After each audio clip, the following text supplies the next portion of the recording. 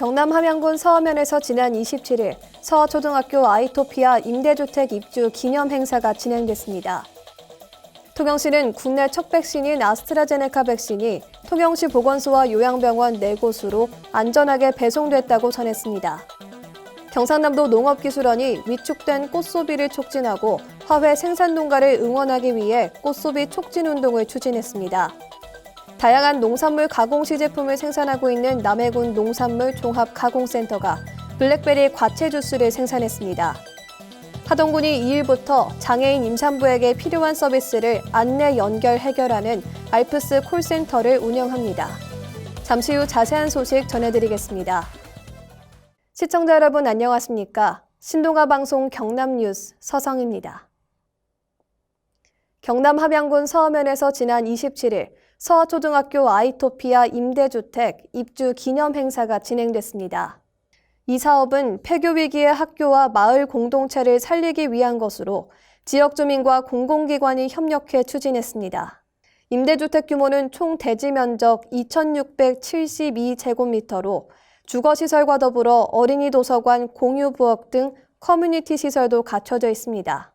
또한 향후 청년들의 농촌 정착과 창업을 지원하기 위한 창업공간, 스마트팜 등을 갖춘 서하다운 팜스테이 플랫폼을 조성해 미니 복합타운으로 확대해 나갈 계획입니다.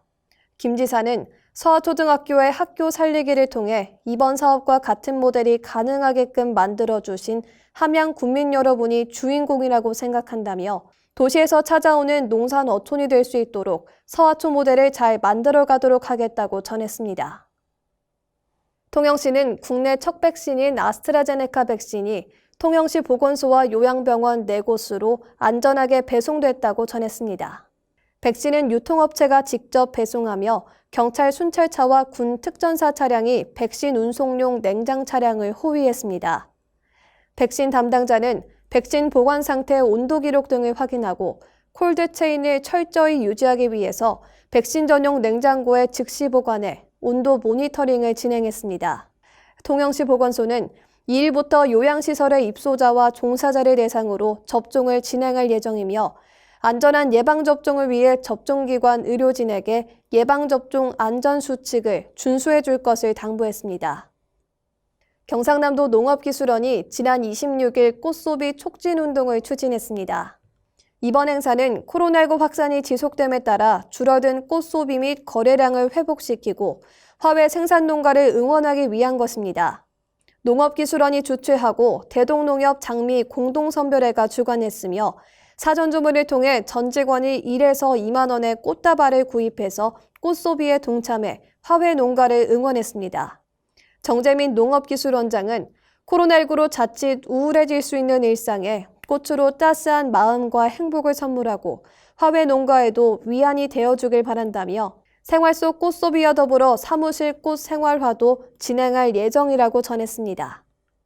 다양한 농산물 가공 시제품을 생산하고 있는 남해군 농산물 종합가공센터가 블랙베리 과채 주스를 생산했습니다. 이번 시제품 생산 때는 블랙베리를 재배하는 이근한 씨가 참여해 과채 주스 착즙 후 남은 고형분으로 분말 가공도 진행했습니다. 블랙베리는 단맛과 신맛이 알맞게 조화돼 맛이 좋고 항암 효과는 물론 안토시아닌 성분은 시력을 보호해준다고 알려져 있습니다. 이희록 농업기술센터 소장은 남해군 농산물 가공센터가 가공기술 지원 및 농산물 공동 가공 창업의 체계적 육성으로 창업 실패 부담을 완화하며 경쟁력 향상을 위한 기반을 마련하겠다고 전했습니다. 한편 남해군 농산물 종합가공센터는 안전한 먹거리 제공을 위해서 과채 주스, 액상차 등에 대한 해썹 인증을 상반기에 받을 예정입니다. 하동군이 2일부터 장애인 임산부에게 필요한 서비스를 안내 연결 해결하는 알프스 콜센터를 운영합니다. 알프스 콜센터는 이동이 불편한 장애인 임산부가 복지 서비스 정보를 알고 싶을 때, 필요한 지원을 받고 싶을 때 등 전화 한 통으로 불편을 해결하는 원스톱 서비스를 제공합니다. 또한 거동 불편 군민을 위해 민원 서류를 배달하는 행복배달 빨간 자전거 사업과 보건소의 방문 서비스 등을 연계해 촘촘한 복지망을 구축했습니다.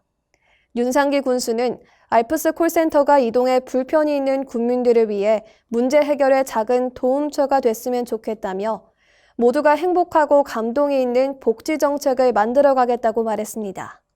이상으로 뉴스 마치겠습니다. 시청해주신 여러분 고맙습니다.